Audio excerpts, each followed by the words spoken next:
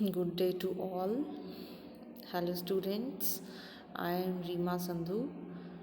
Uh, Previously, I gave my lecture on the topic of software and its type. Now, I am going to give you the introduction to the topic of operating systems. As I said you in the previous lectures, that operating system is a software. Do you remember that? Different types of softwares, it's a type of system software. So let's begin with the topic of operating systems. Students, as you know that there are different components of the computer system, which include its hardware, which includes software, and which includes the people who will use the hardware and the software.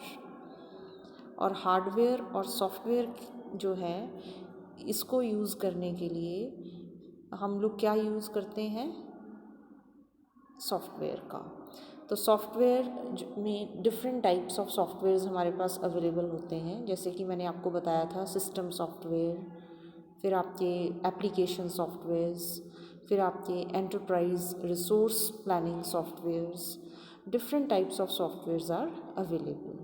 लेकिन एक software हमारे पास ऐसा भी है जो कि आपका master software होता है, और ये जो भी आपके हार्डवेयर और आपके सॉफ्टवेयर हैं उनको मैनेज करता है, और इस सॉफ्टवेयर को हम बोलते हैं ऑपरेटिंग सिस्टम.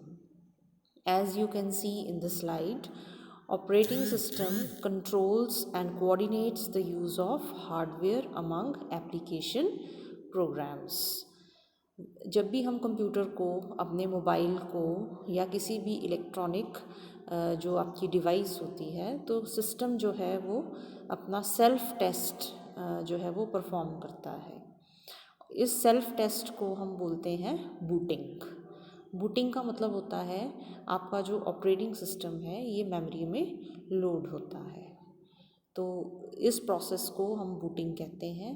और जब भी आपका बूटिंग का प्रोसेस ओवर होगा, only after that you can start with the use of other hardware and your application softwares. तो जो ऑपरेटिंग सिस्टम का रोल है, इसका role, it acts as an interface between the user and the computer hardware. और अगर आपका operating system नहीं होगा तो आपका जो सिस्टम है वो नहीं चलेगा. So operating system is the main software which needs to get loaded into the memory so that we can use other hardware and software resources. I hope this is clear about the different components of the computer system. Now, as you can see in this picture, operating system जो है ये एक middle में है, और middle में हर चीज़, चाहे वो हार्डवेयर है चाहे वो हमारे सॉफ्टवेयर्स हैं, वो सारे जो हैं वो ऑपरेटिंग सिस्टम्स के साथ कनेक्टेड हैं. As you can see are hardware devices in the picture: monitor, printer, mouse, keyboard, hard drive, और ये सब जो एप्लीकेशंस हैं ये सारी की सारी आपकी हार्डवेयर के साथ, आपकी सॉफ्टवेयर जो है ऑपरेटिंग सिस्टम के साथ कनेक्टेड है. जो भी आपकी हार्डवेयर डिवाइसेस होंगी, जो भी आपकी सॉफ्टवेयर डिवाइसेस होंगी, all these are dependent on the operating system. If you can read from the definition, an operating system is a program that acts as an interface between the user and the computer hardware and controls the execution of all kinds of programs.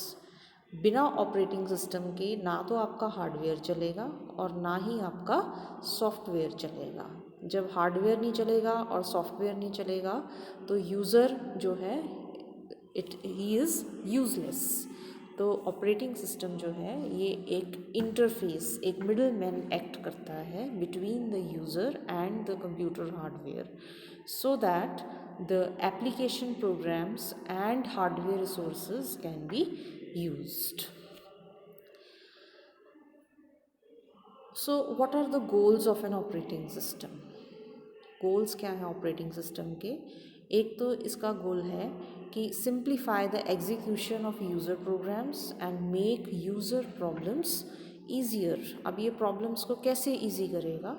क्योंकि before we start the system, when the operating system is being loaded into the main memory, it will check all the components of the computer system. Components का मतलब है जितने भी आपके hardware resources हैं, जितने भी आपके सॉफ्टवेयर्स हैं, एप्लीकेशन सॉफ्टवेयर्स हैं, सिस्टम सॉफ्टवेयर्स हैं, whether all of them are working. If they are not working, it will report you an message, and if it is working, it will say to work further. Or with the use of operating system, you can use the hardware resources efficiently. Thirdly, uh, as I told you, we have different types of processors. Some processors are CPU bound processors and some processors are input output bound processors. और जो भी आपके CPU processors हैं, input output processors हैं, उनके लिए hardware की भी रिक्वायरमेंट है और सॉफ्टवेयर की भी रिक्वायरमेंट है. तो जो ऑपरेटिंग सिस्टम है ये एक प्रॉपर कोऑर्डिनेशन बनाता है so that we can use the hardware and software resources efficiently. Fourth point, as you can see, make application software portable and versatile. अब आपने देखा होगा कि जितने भी हमारे पास एप्लीकेशन सॉफ्टवेयर्स हैं, सिस्टम किसी भी कॉन्फ़िगरेशन का हो, कोई भी उसका प्रोसेसर हो, कितनी भी उसमें रैम हो, कितनी भी उसमें हार्ड डिस्क हो, कोई भी एप्लीकेशन जो है वो एग्जैक्टली सेम रन करती है on different hardware platforms. Even if we are using the different software, the program will run exactly the same. तो ये कौन हेल्प करता है पोर्टेबल प्रोग्राम्स को रन करने में? Operating system. So operating system helps in running the application programs and make it versatile. फिर provide protection and security among user programs. अब आपने देखा होगा कि जैसे आपने different types of operating systems का, जैसे आप विंडोज़ पढ़ते हो तो window is a multi user operating system. तो you feel secure and protected because आप उसमें यूज़र अकाउंट्स क्रिएट करते हो, यूज़र अकाउंट्स में पासवर्ड्स लगाते हो. तो ये सब जो अकाउंट मैनेजमेंट का काम जो होता है that is done by the operating system, and authentication and authorization is also governed by the operating systems. और and lastly, with the help of operating system the reliability of the system is improved.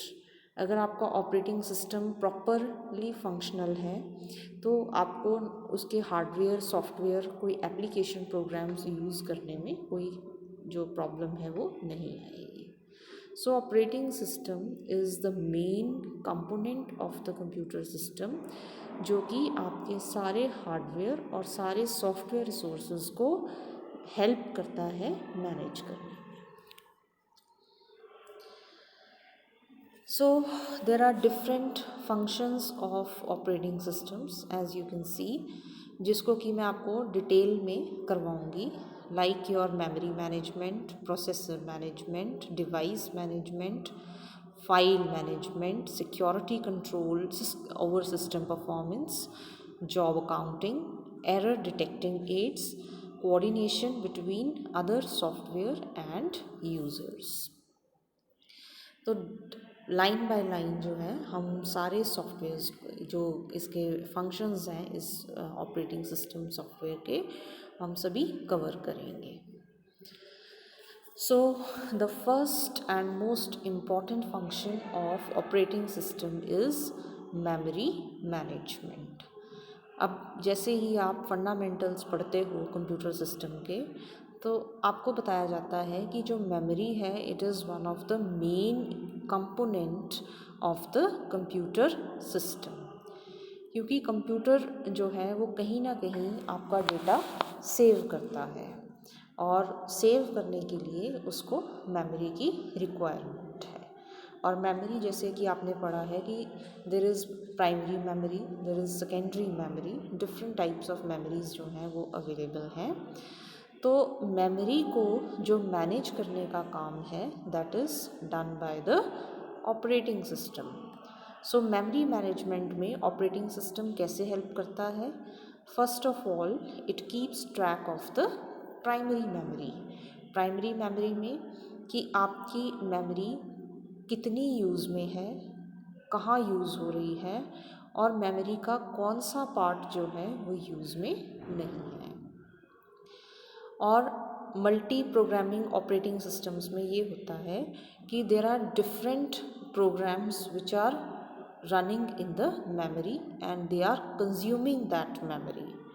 तो किस programme को कितनी memory allocate होगी और कब तक होगी, this is also decided by the operating system.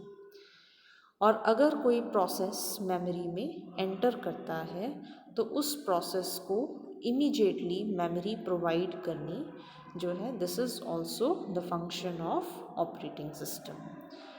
And after the process completes its execution और after the process is over, तो मेमोरी को डी एलोकेट करना भी जो है ये भी ऑपरेटिंग सिस्टम का काम है, so that that memory can be reused by the other processes. Second most important जो फंक्शन है process that is your processor management. तो students, do you know what is processor? आपको मैंने जैसे पहले भी लेक्चर्स में बताया है कि इनपुट को आउटपुट में कन्वर्ट करने के लिए प्रोसेसर की जो है वो ज़रूरत होती है। प्रोसेसर क्या काम करता है? यूज़र से इनपुट लेता है और